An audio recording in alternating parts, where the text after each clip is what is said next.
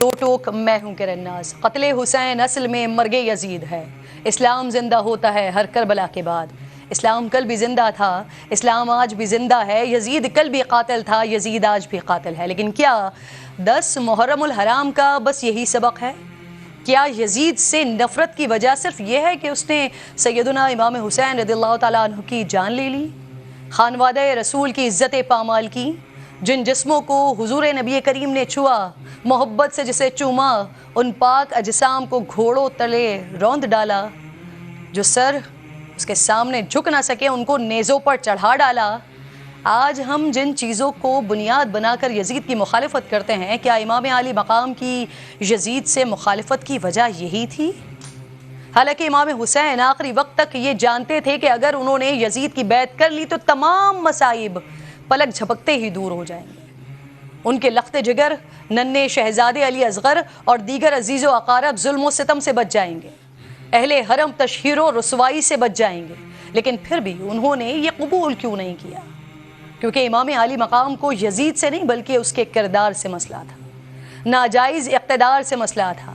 وہ جانتے تھے کہ یزید فاسق ہے، فاجر ہے، شرابی ہے، مسلمانوں کا قاتل ہے، جھوٹا ہے، بد کردار ہے، حدود خدا پامال کرنے والا ہے، اطاعت رحمانی ترک کرنے والا ہے، اہل بیت سے نفرت کرنے والا ہے۔ اسی لیے امام حسین نے یزید کی بیعت سے انکار کیا، اس کی حکومت کو تسلیم کرنے سے انکار کیا، اپنے اہل خانہ کے ساتھ پہلے مدینے سے مکہ اور پھر مکے سے عراق کا سفر کیا، حج کی ادائیگی کے لیے باندھے احرام کو کھول دیا اور کربلا کے میدان میں جا کر وہ کردار ادا کیا جو رہتی دنیا تک جد و جہد کا استعارہ بن گیا، حق اور باطل میں فرق کا ذریعہ بن گیا۔ لیکن اس پوری جد و جہد کے دوران امام حسین نے حکمت، صبر اور امن کا دامن ہاتھ سے جانے نہیں دیا۔ آپ نے یزید کی ناجائز حکومت کو ووٹ دینے سے انکار ضرور کیا، لیکن کہیں یہ حکم نہیں دیا کہ ریاستی اداروں کی اینٹ سے اینٹ بجا دو، فوجی مراکز اور ان کی تنصیبات کو جلا دو، کاروبار کو تباہ کر دو، حکومت چلانے والے لوگوں کے گھروں کا گھراؤ کر لو۔ یہاں تک کہ جب کوفہ والوں نے خط بھیج کر آپ کو بلایا، ساتھ دینے کا یقین دلایا، اس وقت بھی آپ نے یہ پیغام نہیں دیا کہ میری امامت قبول کرو، بلکہ اس وقت انہوں نے کوفہ والوں کے خط کا جواب دیتے ہوئے لکھا کہ امام صرف وہ ہے جو کتاب خدا پر عمل پیرا ہو، دین حق پر یقین رکھتا ہو، اپنے آپ کو خدا کے لیے وقف کرے اور انصاف قائم کرے۔ انہوں نے یہاں صرف اپنی مخالفت کی وجہ بیان نہیں کی بلکہ حکمرانی کے اصول بھی بتا دیے۔ لیکن کیا آج ہمارے حکمران ان اصولوں پر ذرہ برابر بھی پورا اترتے ہیں، یا پھر ان کا طرز حکمرانی وہ ہے جس کے خلاف حسین نے علم بغاوت بلند کیا تھا؟ کیا یزید صرف اس دور میں ہی تھا یا یزید آج بھی موجود ہے؟ نام یزید بے شک نہ ہو لیکن یزیدیت آج بھی ہے اور شاید ہر زمانے میں رہے گی۔ آج بھی جس کا جتنا بس چلتا ہے وہ اپنی استطاعت کے مطابق ظلم تو کرتا ہے، کبھی جج کی بیوی کی شکل میں گھریلو ملازمہ پر، تو کبھی بارکھان کے سردار اور صوبائی وزیر کی نجی جیل میں ملازمین پر بدترین تشدد اور بچیوں کی ریپ کی صورت میں، جہاں طاقتور اور مظلوم کے لیے الگ الگ قانون، لوگوں کا حق مارا جاتا ہو، رشوت کو برائی نہیں بلکہ حق سمجھ کر لیا جاتا ہو، غریبوں کو تنگ کیا جاتا ہو، قرآن پاک سے شادی کروائی جاتی ہو، زبردستی گھروں سے لڑکیوں کو اٹھایا جاتا ہو، یا درسگاہوں میں امتحان میں فیل کرنے کی دھمکی دے کر طالبات کو بلیک میل کیا جاتا ہو، کیا یہ سب ہمارے معاشرے کا حصہ نہیں ہے؟ کیا یہ سب کچھ کلمہ گو نہیں کر رہے ہیں؟ بتائیں پھر ہم کس کے راستے پر ہیں؟ کیا ہم صرف حسینیت کے دعوے دار نہیں ہیں؟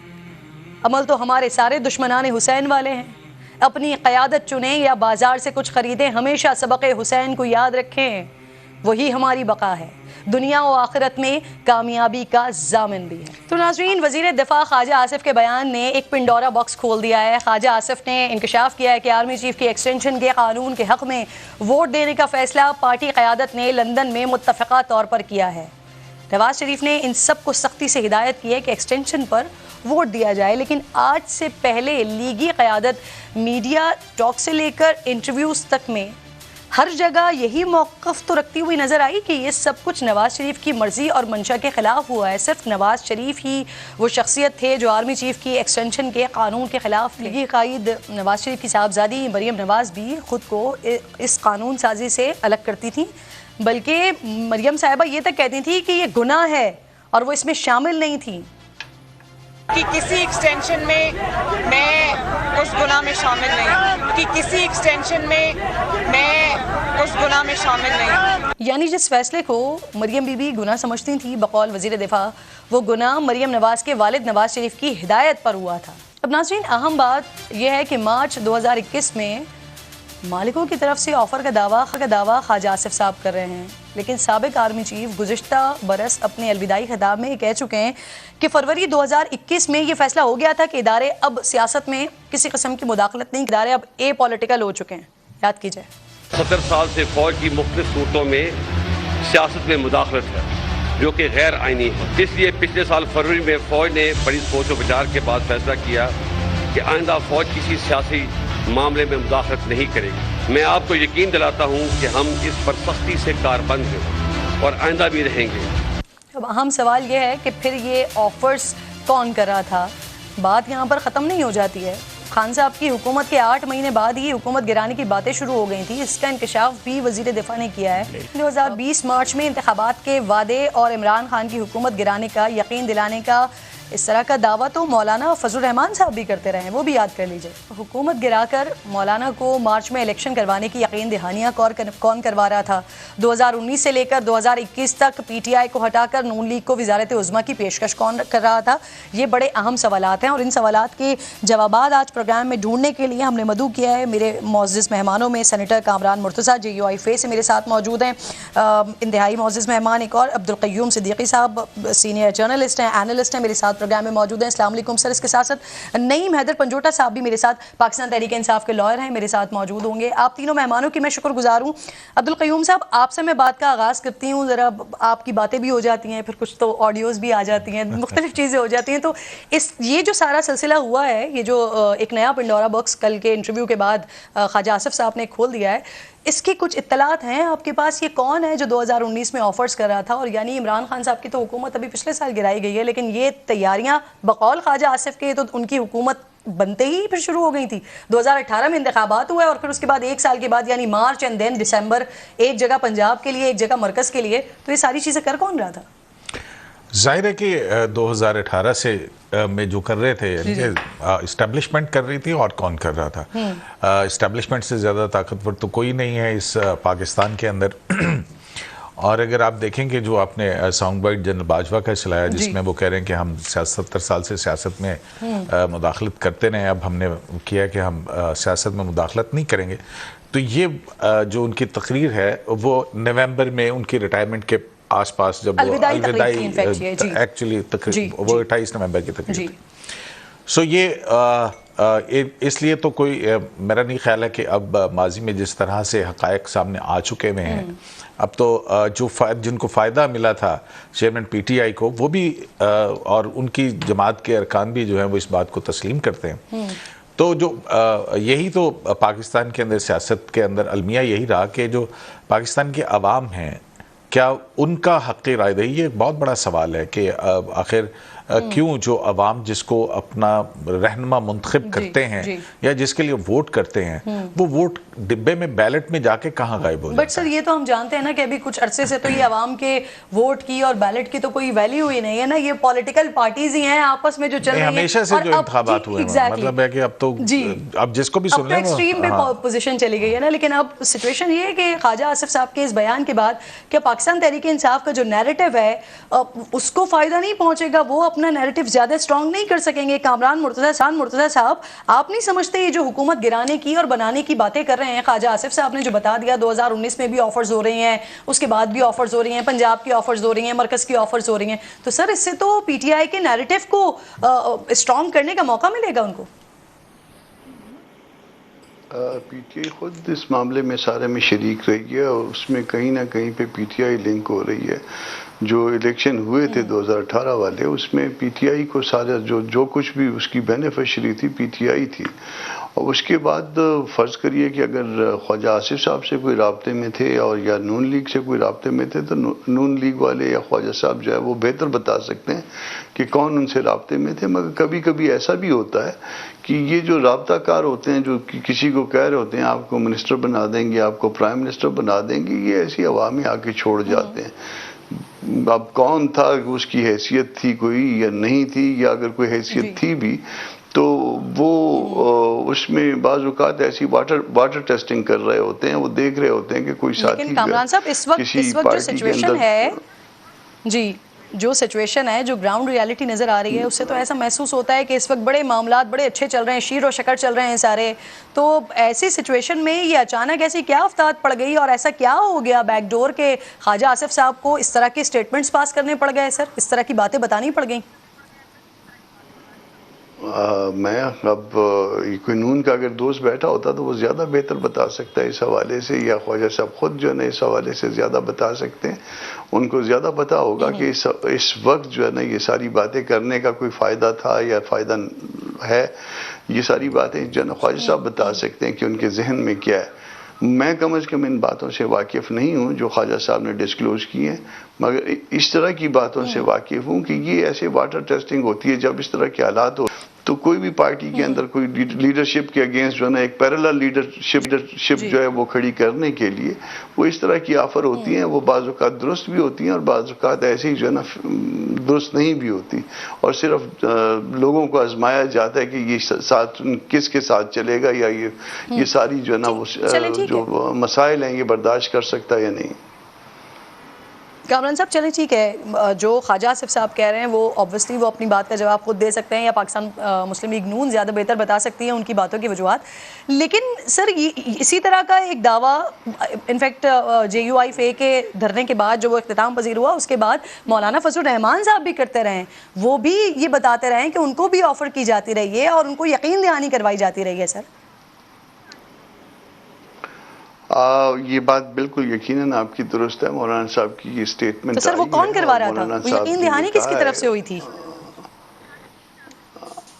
میرا خیال ہے کہ وہ نام شاید بتایا ہوگا، مگر اگر نہیں بتایا تو میں اندازے سے بتا سکتا ہوں. ممکن ہے وہ درست ہو، ممکن ہے وہ غلط ہو، مگر فیض صاحب کی طرف سے جو ہے یہ شاید یہ یقین دہانی ہوئی تھی، کیونکہ اس وقت جو ہے وہ کوئی ان کے زیادہ مسائل بڑھ گئے تھے اور وہ یہ کہہ رہے تھے، اور اس میں جو ہے نا وہ کچھ ایک پولیٹیکل پارٹی کی لیڈرشپ بھی آ رہی تھی اور وہ اس بات میں انٹرسٹڈ تھے کہ جی آپ ادھر سے اٹھیں یہ سارا کچھ ہو جائے گا. تو میرا خیال ہے یہ یقین دہانی کرائی گئی تھی فیض صاحب کی طرف سے. سر جی جنرل فیض کی طرف سے یہ یقین دہانی 2019 میں کروائی گئی، یہ 2020 میں انتخابات کروا دیں گے؟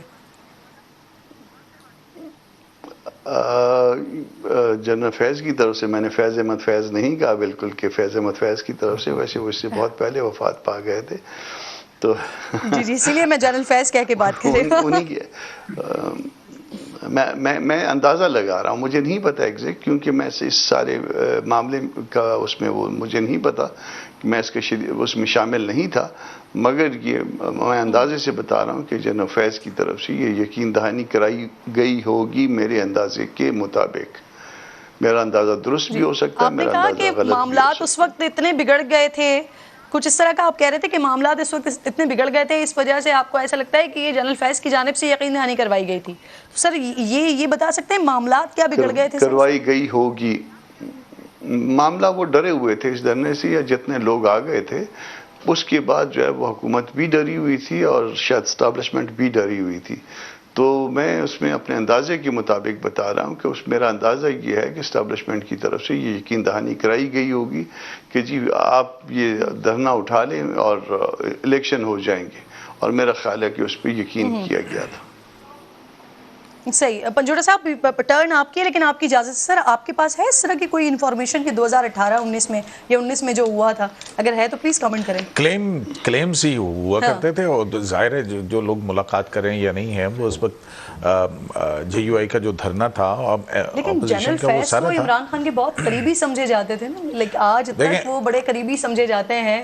سب کچھ جو ہے وہ کہنے کے لیے یا کرنے کے لیے بھی تو نہیں ہوتا، کچھ چیزیں صرف کہنے کے لیے ہوتی ہیں کہ ہاں اب آگے ذرا اس کو جو یہ معاملہ ہے اس کو ذرا ایمیکیبلی جو ہے اس کو PMLN کے ساتھ ہو رہا تھا یا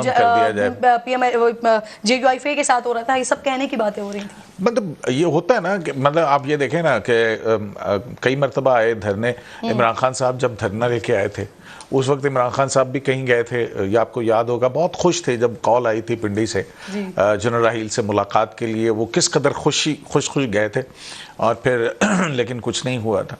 تو اب تو ڈاکومنٹڈ ہیں چیزیں، مطلب کہ 2018 کا جو فیض آباد کا دھرنا تھا وہاں پہ کیا ہوتا رہا، جیسے اس کے بعد پھر جسٹس قاضی فائزہ کے ساتھ کیا ہوا. تو ہماری سیاست کے اندر یہ ساری چیزیں چلتی رہتی ہیں. اسی لیے جنرل باجوہ جو ہیں وہ آخر میں یہ وعدہ کر کے گئے تھے قوم سے کہ ہم ماضی میں مداخلت کر رہے ہیں، آئندہ نہیں کریں گے. ہم اے پولیٹیکل میں تو میرا خیال ہے کہ اے پولیٹیکل ہونے کی وجہ سے شاید یہ ساری صورتحال ہے جو ہم دیکھ رہے ہیں. لیکن یہ ٹائمنگ سمجھ نہیں آ رہی ہے نا کہ یہ کون سی ٹائمنگز ہیں کہ جس میں خواجہ آصف صاحب کو ایسے اسٹیٹمنٹس دینے پڑ گئے ہیں. نعیم صاحب بہت شکریہ، السلام علیکم. صرف فرمائیے یہ جو خواجہ آصف صاحب دعوے کر رہے ہیں کس طرح سے دیکھتے ہیں؟ کیا لگتا ہے آپ کو اچانک ان بیانات کی وجہ کیا ہے؟ جی تھینک یو سو مچ کرن صاحبہ. پہلی بات تو آپ کو گزارش کرتا جاؤں کہ جو قائد صاحب نے اسٹیٹمنٹ دی ہے اس کے اوپر جو ہے ہماری ہوئی ہے، اور یہ بیان جو ہے قائد صاحب کا یہ بالکل کلیئر کر رہا ہے کہ کس طرح سے چلتی پھرتی حکومت کو جو بہترین جس کی اکانومی تھی اور گرایا گیا، اور یہ ساری باتیں انڈورس کرتی ہیں خواجہ صاحب کی جو اسٹیٹمنٹ آئی ہے اس کو، جیسے وہ کہہ رہے ہیں. اور آج پھر دوبارہ منصور صاحب نے ایک ویلاگ بنایا ہے جس کے اندر انہوں نے بڑا مزید شواہد دی ہیں، جس میں خواجہ صاحب کے حوالے سے ڈیٹیل بتایا کہ 2019 میں جناب ان کو آفر ہوئی ہے اور یہ کہا گیا کہ پہلے پنجاب حکومت دی جائے اور پھر آپ کو جو ہے وہ وفاق دیں گے، اور اسی طرح سے پھر یہ کہہ کہ 2021 میں آئی ہے. تو بات یہ ہے کہ یہاں سے جو اسٹیٹمنٹ دی گئی ہے خواجہ صاحب کی طرف سے وہ بالکل تصدیق کر رہی ہے کہ یہ جو جمہوریت کے دعوے کرتے تھے کہ جمہوریت جو ہے آزاد جو ہے وہ قانون سب کے لیے برابر ہے اور عوام کے ووٹ سے جو ہے وہ حکومت آنی چاہیے. اور نعیم صاحب ویسے یہ غالب امکان بھی تو ہو سکتا ہے نا کہ دھرنے کو ختم کروانے کے لیے خان صاحب کو اعتماد میں لے کر پھر یہ یقین دہانی کروائی گئی ہو. دیکھیں گزارش یہ ہے جو بھی یقین دہائی کروائی گئی، دھرنے والی بات ہوئی یا جو بھی، یہاں پر آپ نے دیکھنا یہ ہے کہ خواجہ صاحب اسٹیٹمنٹ کیا دے رہے ہیں. وہ اسٹیٹمنٹ یہ دے رہے ہیں کہ حکومت کے حوالے سے بات کی گئی کہ پنجاب میں آپ کو دے دی جائے گی اور دسمبر میں بعد میں دے دی جائے گی.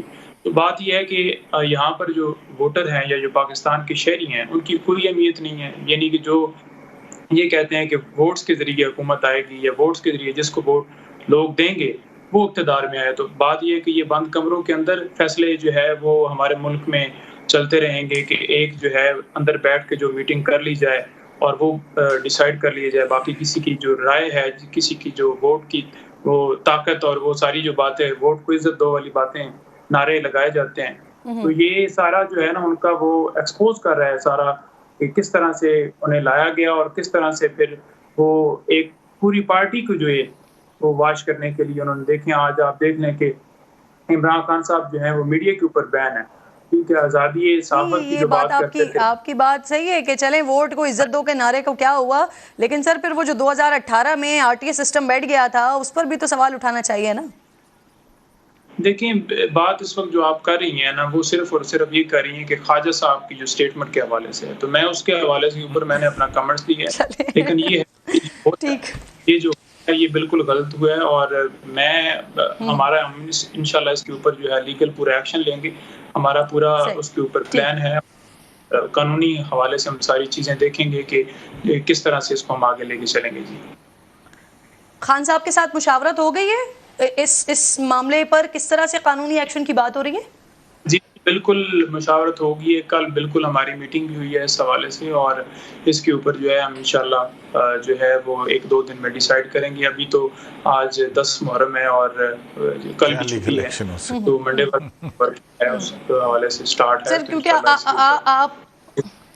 آپ خود ماہر قانون ہے نا، تو ایک تو مجھے بتا دیجئے کہ اس پہ لیگل ایکشن ہو کیا سکتا ہے، کیا پروسیڈنگز ہو سکتی ہیں. دوسرا یہ کہ اس پہ ابھی تک ڈیسائیڈ نہیں ہوا ہے کہ آپ نے لیگل پروسیڈنگز پہ جانا ہے یا نہیں جانا. نہیں ڈیسائیڈ ہو گیا لیگل پروسیڈنگ پہ جانا ہے، وہ تھوڑا سا پہلے میں نہیں بتا سکتا، لیکن یہ ہے کہ انشاءاللہ 1-2 دن میں وہ ہم اناؤنس کریں گے. جی صحیح. اور اس پر پھر ہو کیا سکتا ہے، ایکشن کیا ہو سکتا ہے اس پر؟ دیکھیں ایکشن تو کورٹ کے اندر ہی ہو سکتا ہے، باہر تو حکومت ہی ان کی ہے، تو یہاں پر تو اپلیکیشن بھی آپ جا کے دیں کہ میرے ساتھ یہ زیادتی ہوئی ہے تو FIR نہیں ہوتی، تو کورٹ میں انشاءاللہ کورٹ کا دروازہ کھٹکھٹائیں گے انشاءاللہ اس کے اوپر سر حکومت ان کی ہے، پچھلے 14 مہینے سے عمران خان کی گرفتاری کی بات ہوتی ہے، لیکن خان صاحب ماشاءاللہ آج تک جو ہے وہ گرفتار نہیں ہوئے ہیں، وہ زمان پارک میں ہی موجود ہیں. تو اس لیے میں پوچھ رہی تھی کہ اگر آپ لوگ لیگل پروسیڈنگز کی طرف جانے کے سوچ رہے ہیں تو کوئی نہ کوئی ذہن میں ہوگا نا کہ کس طرح سے آپ لوگ آگے جائیں گے. ٹھیک ہے، ہم اس کو آگے فردر ڈسکس کرتے ہیں. کامران صاحب، یہ وزیر دفاع ہیں، ٹھیک ہے، باقی ان کے اسٹیٹمنٹس، لیکن ایک اور ان کا اسٹیٹمنٹس یہ بڑا کوسچنیبل ہے. ان سے جب سوال ہوتا ہے DGISI کے ایکسٹینشن کے بارے میں، وہ ان کے علم میں نہیں ہے. سر ہو کیسے سکتا ہے یہ؟ اور آخر کیا یہ کیا ہو رہا ہے براہ راست؟ ان خبروں کی اور ان افواہوں کی وہ کہہ رہے ہیں کہ ان کے علم میں بھی نہیں ہے، اور پھر ساتھ ساتھ ان خبروں کی تردید بھی نہیں کر رہے ہیں. سر از اٹ پاسبل کہ ایک وزیر دفاع ہے ان کے علم میں بھی نہ ہو؟ دیکھ تو اگر گورنمنٹ میں نہ بیٹھے ہوا ہوتا تو پھر کوئی اور جواب ہوتا ہے. اس میں ڈیفنس منسٹر ویسے جو ہے وہ بڑا اہم ہوتا ہے کسی بھی ملک میں، اور شاید پرائم منسٹر کے بعد دو سلاٹس بہت اہم ہوتی ہیں، ڈیفنس منسٹر کی ہوتی ہیں اور یا پھر فارن منسٹر کی ہوتی ہیں. مگر میرا خیال ہے کہ پاکستان میں ڈیفنس منسٹر اتنا اہم نہیں ہوا کرتا. سارا کام شاید خود ہی ہو جاتا ہے. تو جب خود ہی ہو جاتا ہے تو پھر پہلے بھی خود ہی ہو جاتا تھا، بلکہ آج تک خود ہی ہو جاتا ہے. ہر وقت یہ خود بخود ہوتا جاتا ہے. تو اس لیے جو نا اس پہ اگر ان کو علم نہیں ہے تو گلا نہ کریں. آپ سینٹ میں ہیں، آپ حکومت کا حصہ ہیں. سر حکومت آپ کی ہے. نہیں میری میں جب آپ کا ڈیفنس منسٹر کہہ رہا ہے کہ وہ ریلیونٹ نہیں ہے تو میں سینٹ میں ہوتے ہوئے کتنا ریلیونٹ ہو سکتا ہوں؟ تو سر آپ کے علم میں کچھ نہیں ہے؟ ہاں، جتنا ریلیونٹ ہو. نہیں، باقی میرے علم میں نہیں ہے، مجھے کوئی بتاتا بھی نہیں ہے، میرے علم میں نہیں ایسی چیزیں ہوتی. صحیح. ایک چھوٹا سا بریک لیجیے جی. سر آپ کے پاس ہے ویسے کوئی ہاں یا نہ میں بتا سکتے ہیں؟ نہیں، میرے پاس ایسی کوئی انفارمیشن نہیں ہے، لیکن سننے میں یہی آ رہا ہے کہ بھئی ایکسٹینشن کا معاملات چل رہے ہیں. ٹھیک ہے، ایک چھوٹا سا بریک لیجیے جی. بریک کے بعد واپس آتے ہیں، مہمان میرے ساتھ ہی موجود ہیں. پروگرام میں ایک بار پھر جی آپ کو خوش آمدید کہتے ہیں. حکومت کا بہت ہی کم مختصر وقت رہ گیا ہے، لیکن ابھی تک نگراں حکومت کا معاملہ جو ہے وہ فائنلائز نہیں ہوا ہے. نام شارٹ لسٹ ہونے کی باتیں ہو رہی ہیں، لیکن دوسری طرف سے کچھ اس طرح کی باتیں بھی ہو رہی ہیں کہ کچھ ایسے حلقے ہیں جہاں پر اعتماد کا فقدان ہے، یعنی کہ جو PDM کے اندر ہی جماعتیں ہیں وہاں پر اعتماد کا فقدان دکھائی دے رہا ہے. تو اسی پہ ذرا بات کو آگے بڑھاتے ہیں. قیوم صاحب آپ سے شروع کرتی ہوں.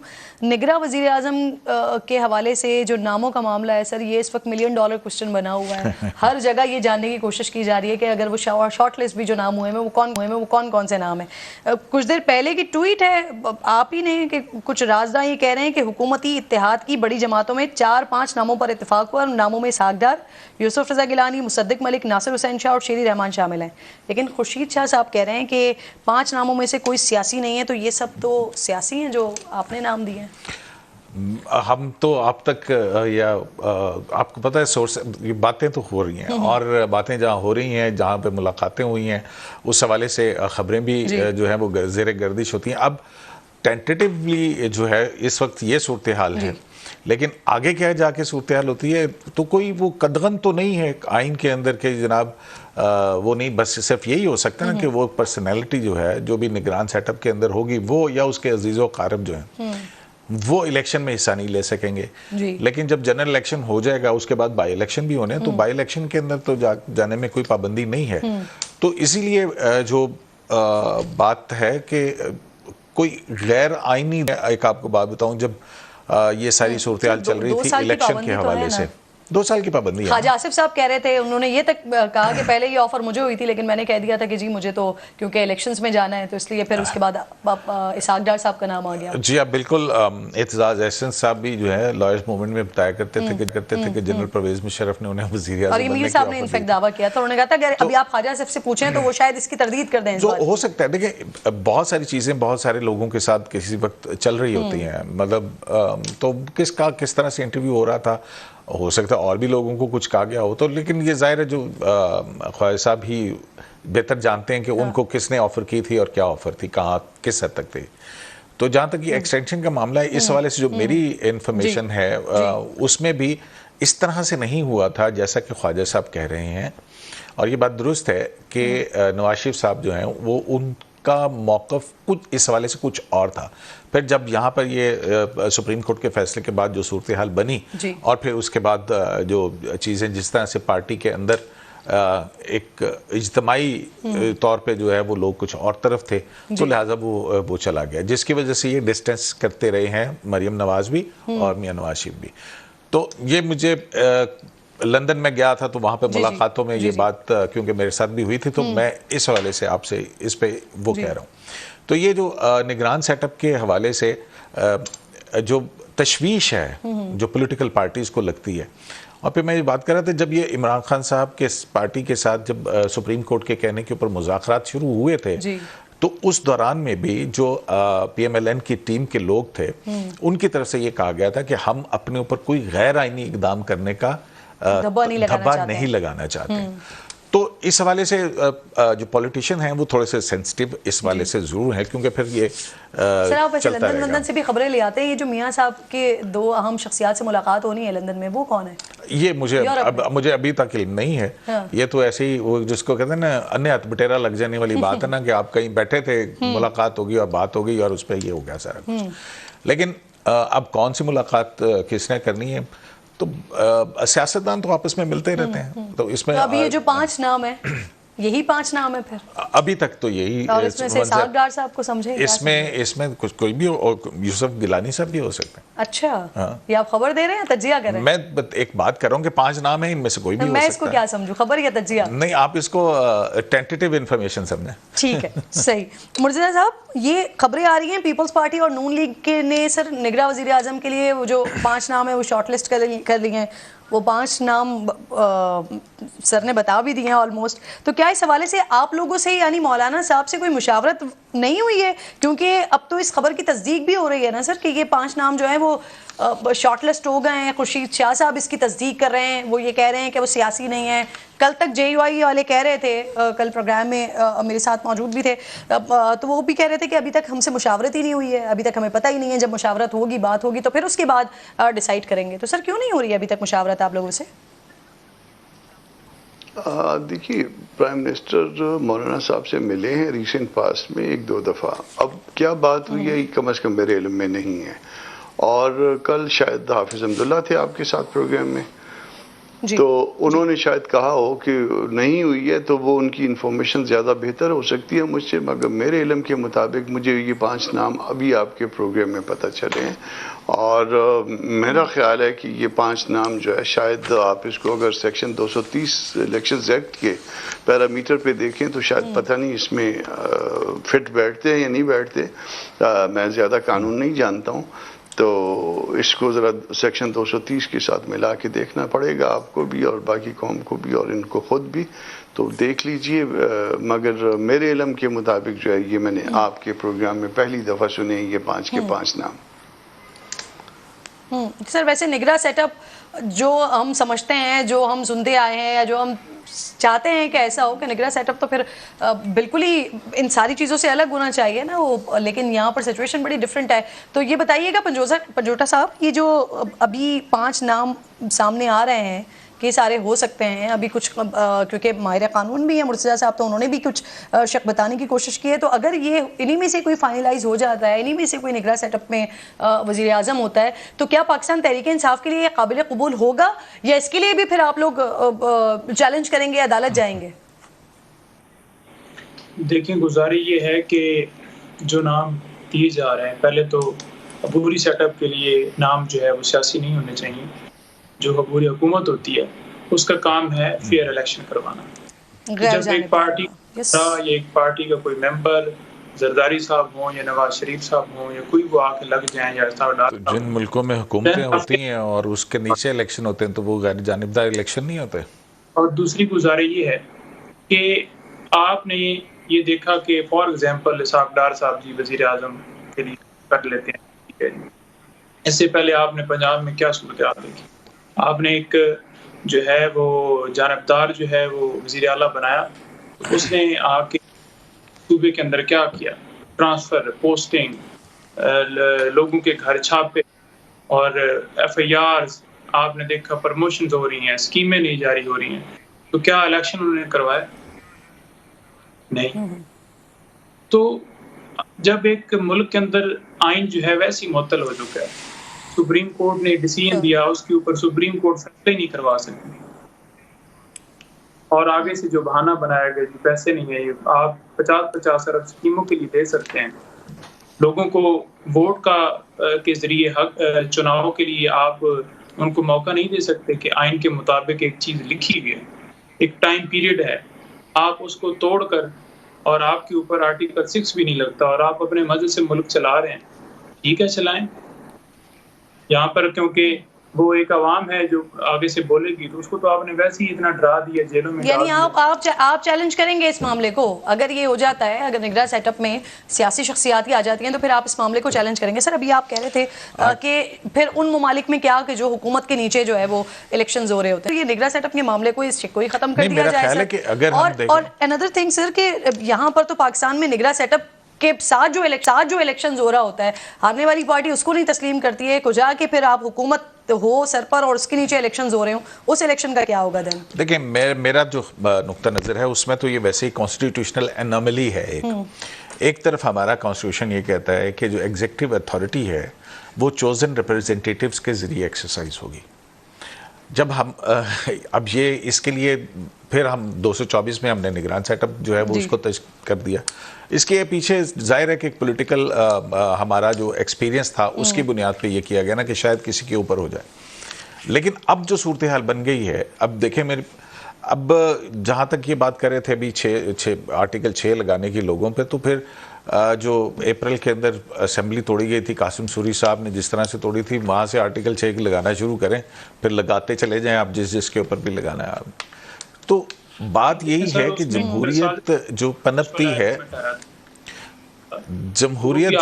ہے, وہ جمہوری رویوں کے ساتھ پنپتی ہے. اب یہ نہیں ہو سکتا ہے کہ کچھ آدھا تیتر, آدھا بٹیر, آدھا صدارتی, آدھا پارلیمانی, یہ اس طرح سے چیزیں نہیں چلتی ہیں. کیا جمہوریت جو ہے برطانیہ کے اندر کیئر ٹیکر اس کے نیچے ہوتے ہیں الیکشن؟ کیا انڈیا کے اندر جو ہے وہ وہاں پہ کیئر ٹیکر کے نیچے الیکشن ہوتے ہیں؟ وہاں پہ الیکشن بھی ہوتے ہیں, لوگ الیکشن کے نتائج مانتے بھی ہیں, اور اپنی جہاں پہ جو چیز ہوتی ہے ان کو خرابی, اور اس کے لیے ایک جو سسٹم کے اندر ہے کہ اس کے لیے جنگ بھی کی جاتی ہے. تو اب مجھے ایک بات بتائیے کہ اب یہ کیسا ایک عجیب سا نہیں آپ کو لگتا کہ نان ریپرزینٹیٹیو لوگ جو ہیں وہ کسی بھی حوالے سے پاکستان کے اوپر آ کر کے بیٹھ جائیں؟ لیکن سر پھر اپنے لوگوں کو نگراں بنا کر آپ شفاف الیکشن کیسے کروا سکتے ہیں؟ اور پھر اس کے پیچھے حکمت عملی, اس کے پیچھے وجہ کیا نظر آتی ہے؟ دیکھیں اگر یہی بات ہے تو میرا خیال ہے جو پاکستان تحریک انصاف ہے, یہ اچھی خاصی ان کے ایم این ایز کی تعداد تھی, یہ جمہوریت کے ساتھ اگر مخلص ہوتے تو یہ پارلیمان کو چھوڑ کے نہ جاتے. ان کو پتہ ہوتا, ان کو جب باجوہ صاحب سے ایوان صدر میں آخری ملاقات ہوئی, اس کے اندر بھی یہ کہا گیا کہ واپس اسمبلیز میں جائیں اور وہاں اپنا جمہوری کردار ادا کریں. اب اگر وہاں پر chairman P T I opposition leader کے طور پہ بیٹھے ہوئے ہوتے تو ان کا سٹیک بھی ہوتا, سسٹم کے اندر بھی ہوتا, اور اپنی رائے بھی منواتے. اب تو یہ بے وقت کی راگنی ہے کہ ہم فلاں کو نہیں مانیں گے یا اس کو نہیں مانیں گے.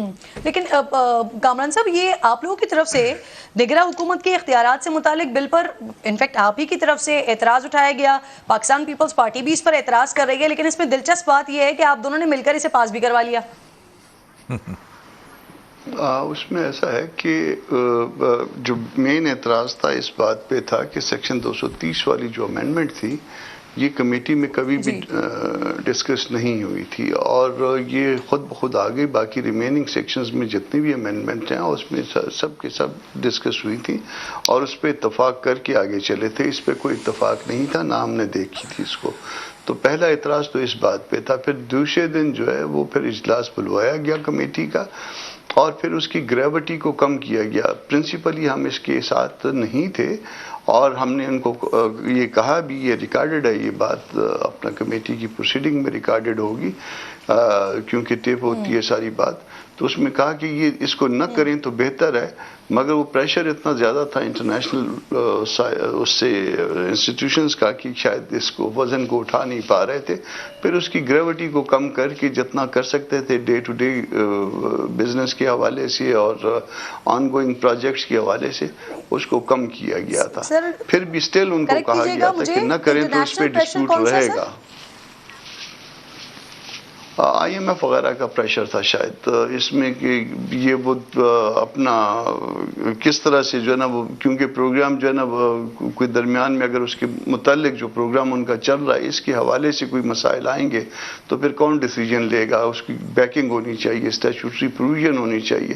تو یعنی آپ کی بات کے مطابق سر یہ جو اس کو آن گوئنگ پہ کریں. آئین کے آرٹیکل 230 میں ترمیم ہوئی ہے وہ IMF کے پریشر کی وجہ سے آئین کے نہیں، الیکشن آئین کے نہیں، الیکشن ایکٹ میں جی پریشر تھا، جی پریشر تھا، بالکل پریشر تھا، اس میں پریشر تھا.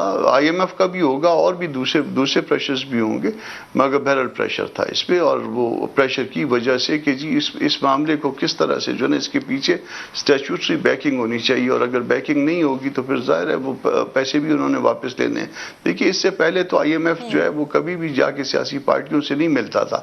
کہیں نہ کہیں پہ ایسا مسئلہ ہوا تھا جہاں پہ کہیں کمٹمنٹ جو ہے نا وہ ڈس آنر ہوئی تھی، اور وہ جہاں پہ کمٹمنٹ ڈس آنر ہوئی تھی اس کے بعد جو ہے نا وہ پروگرام ختم ہوا یا خراب ہوا. اور اس کے بعد جو ہے نا پھر اس کے بعد پارٹیوں کے ساتھ کہ جی اگر کل جو بھی ہوگا آپ اس کو آن کریں گے یا نہ کریں گے، جو بھی آپ کو سود پہ پیسے دیتا ہے یا ویسے پیسے دیتا ہے، قرض کے پیسے دیتا ہے، وہ اپنے پیسوں کی واپسی میں دلچسپی بھی رکھتا ہے. پہلے بھی ہم نے جو ہے نا وہ کمٹمنٹ اس طرح سے ڈسآنر ہوئی تھی کہ جو کچھ کرنا تھا ان کے پروگرام کے مطابق. آپ کا اعتراض جی کامران صاحب، اب آپ کا اعتراض برقرار ہے یا ابھی یہ اعتراض ختم ہو گیا ہے؟ کیونکہ پیپلز پارٹی کا اعتراض اب بھی ہے اختیارات دینے کے معاملے پر. نہیں، اس میں ایسا تھا کہ پیپلز پارٹی کے نوید قمر صاحب بیٹھے تھے، تاج حیدر صاحب بیٹھے تھے، میں JUI کو ریپرزینٹ کر رہا تھا. ہم نے اس کی گریوٹی کو کم کر کے گو کہ پھر ووٹنگ کے ٹائم پہ میں نہیں بیٹھا، اور پیپلز پارٹی کے لوگ بھی جو ہے نا وہ کچھ نکل گئے، مگر ہم نے اس میں جو ہے وہ اس کی گریوٹی کو کم کر دیا تھا. تو اس کو آپ کہہ سکتے ہیں کہ وہ اعتراض اس طرح سے ایز سچ نہیں رہا. ٹھیک. اچھا پنجوٹا صاحب ذرا یہ فرمائیے گا سر، یہ 9 مئی توشہ خانہ فوجداری کیس، القادر ٹرسٹ، ٹیریان کیس، سائفر والا معاملہ، یہ تمام اب کیسز جو ہیں نا وہ بڑی تیزی کے ساتھ آگے بڑھ رہے ہیں، اور پاکستان تحریک انصاف کے ہی کچھ پرانے لوگ جو اب PTI کا حصہ نہیں ہیں ان کی طرف سے بھی یہ کہا جا رہا ہے کہ اب بہت کم دن رہ گئے ہیں کہ خان صاحب اریسٹ ہونے والے ہیں. عمران خان خود بھی اس بات کا اظہار کر رہے ہیں کہ بہت جلد ان کی گرفتاری ہو جائے گی. تو آپ ان کی قانونی ٹیم میں شامل ہیں، اس بات کا امکان یا خدشہ اس کے حوالے سے کیا دیکھ رہے ہیں آپ؟ دیکھیں گزارا یہ ہے کہ گرفتار کرنے کے لیے انہیں کوئی نہ کیس نہیں چاہیے. گرفتار تو نئے کیس میں بھی کر سکتے ہیں. جس دن ہم لاسٹ ٹائم ہائی کورٹ کے اندر موجود تھے، میں ساتھ تھا، میں زخمی بھی ہوا، میرا سر پھٹا. اس دن اس کیس کے حوالے سے ہم پری ریسٹ بیل کے لیے وہاں تھے، اور اچانک سے آ کے دعویٰ بولا گیا اور گرفتار کر لیجیے، نہ کوئی وارنٹ دکھایا گیا. انکوائری کب انویسٹیگیشن میں تبدیل ہوگی کوئی پتہ نہیں ہے. توشہ خانہ کیس کے اندر ڈیلی پروسیڈنگز ہو رہی ہیں، ہر روز وہ ٹرائل چلتا ہے، ہر روز سماعت ہوتا ہے. ایک دن میں سارے گواہوں کے بیانات ہو جاتے ہیں، اور جج صاحب کہتے ہیں کراس بھی آج ہی کر لیں اور فائنل آرگومنٹس بھی آج ہی ہو جائیں اور اس کیس کو فوراً ڈیسائیڈ کیا جائے. ایسی کیا جلدی ہے؟ ہمیشہ یہ کہا جاتا ہے کہ خان صاحب جو ہیں وہ اس کیس کے اندر سٹے لینا چاہتے ہیں. کبھی بھی خان صاحب سٹے نہیں لینا چاہتے. خان صاحب ہر جگہ کے اوپر پیش ہو رہے ہیں، لیگل ٹیم ان کے ساتھ پیش ہو رہی ہے.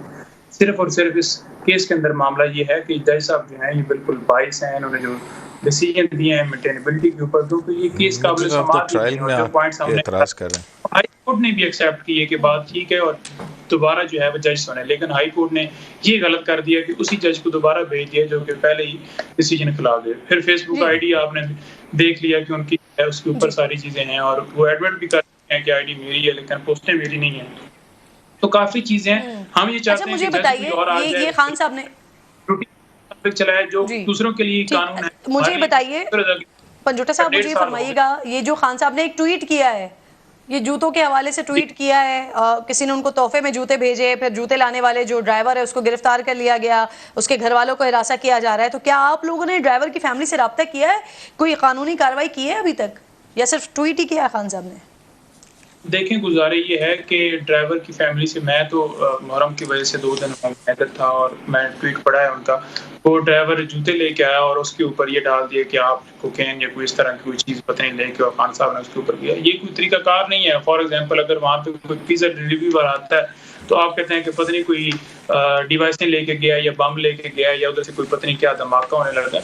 یہ کیا آپ کبھی پاکستان میں اس طرح سے دیکھا کہ ڈرائیور ہوا ہے یا نہیں؟ وہ ہو گیا گرفتار. اس کے حوالے سے یہی پتہ چلا ہے کہ اسے اریسٹ کر لیا گیا. اور یہ دیکھ لیں کہ یہ تو اس کی فیملی سے آپ لوگوں نے ابھی تک رابطہ نہیں کیا؟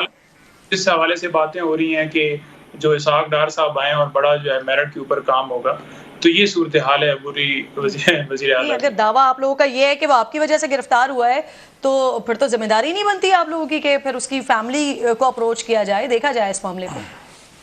بالکل جی, اس کے اوپر اپروچ بنتی ہے لیگل ٹیم. بالکل میں اس کے اوپر بھی کال بھی کر کے چیک کر لیتا ہوں. بالکل اس کے اوپر ہو چکا ہوگا کیونکہ ہماری ٹیم میں کافی لوگ ہیں. تو زمان پاک میں خان صاحب نے وہاں پر بھی لیگل ٹیم ہر ٹائم موجود ہوتی ہے, تو کسی نہ کسی کی ڈیوٹی لگ گئی ہوگی یہ کیس کو دیکھیں. صحیح.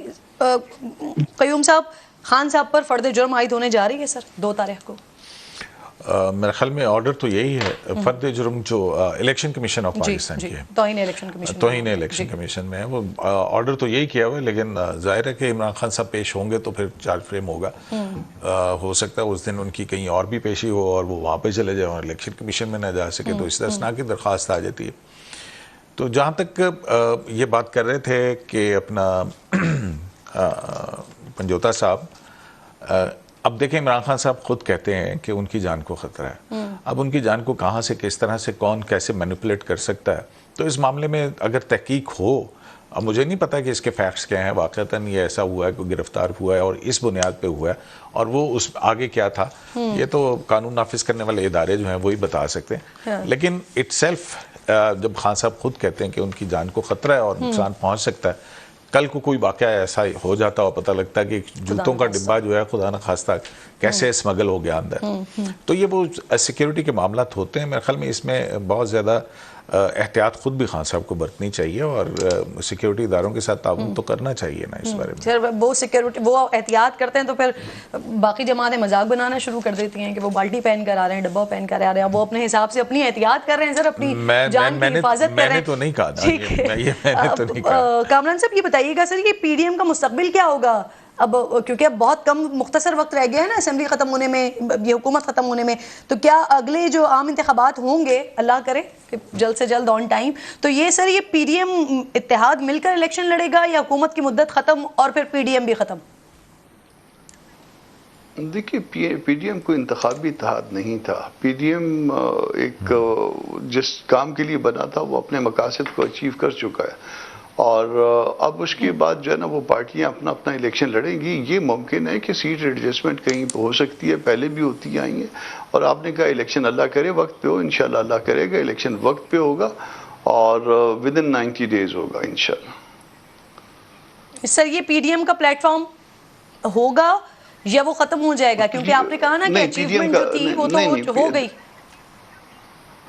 ہو چکی. وہ انتخابی اتحاد کبھی بھی نہیں تھا, کبھی انتخابی اتحاد بنا نہیں. اس کا سر یہ پی ڈی ایم کا پلیٹ فارم رہے گا یا پھر یہ بھی ختم ہو جائے گا؟ یہ دیکھیے یہ تو پھر یہ قیادت بیٹھ کے فیصلہ کر سکتی ہے کہ اس کو آگے کنٹینیو کرنا ہے یا نہیں کرنا. مگر آج تک جب آپ کا پروگرام چل رہا ہے اس وقت تک یہ انتخابی اتحاد نہیں ہے. تو آگے الیکشن درپیش ہیں, وہ اپنی اپنی پارٹیاں جو ہے وہ الگ الگ الیکشن لڑیں گی. سر یہ انتخابی اتحاد تو کبھی نہیں تھا, یہ سیاسی اتحاد تھا. لیکن اب سوال بڑا یہ ہے نا کہ یہ سیاسی اتحاد رہے گا یا نہیں رہے گا سر؟ ایگزیکٹلی جو سندھ میں اتحاد آپ بنا رہے ہیں پیپلز پارٹی کے خلاف, تو اس سے تو ایسا محسوس ہو رہا ہے کہ شاید یہ رہے گا نہیں اب آگے. دیکھیے اگر اس کی ضرورت محسوس ہوگی تو پھر تو ممکن ہے یہ اتحاد آگے چلے. مگر پیپلز پارٹی اس کا پہلے بھی حصہ نہیں تھی. پیپلز پارٹی اس کو چھوڑ چکی, اے این پی اور پیپلز پارٹی نے چھوڑ دیا تھا. اور سندھ میں بھی جے یو آئی اب حقیقت کے طور پہ ابھری ہے. تو جب حقیقت کے طور پہ ابھری ہے تو وہ ظاہر ہے اس کا حق ہے کہ وہ سیاست کرے اور اپنا الیکشن لڑ سکے. تو سر یہ مائنس پیپلز پارٹی یہ اتحاد قائم رہے گا کیا؟ ایسے چانسز بھی ہیں؟ دیکھیے پیپلز پارٹی نے کبھی پھر اس کے بعد یہ ارادہ نہیں کیا, یہ اس خواہش کا اظہار نہیں کیا کہ وہ اس اتحاد کو ری جوائن کرنا چاہتے ہیں. تو مائنس پیپلز پارٹی یہ اتحاد رہ بھی سکتا ہے اور اس کو جو ہے ختم بھی کیا جا سکتا ہے. مقاصد جو ہے اس کے حاصل ہو چکے ہیں. اور کامران مرتضیٰ صاحب کی کیا رائے ہے, قیادت کے اوپر یہ رہنا چاہیے یا ختم ہونا چاہیے سر؟ دیکھیے اتحاد وقت کے ساتھ یا مقاصد کے ساتھ جو ہے نا وہ بدلتے ہیں، اس کی ترتیب بدلتی رہتی ہے.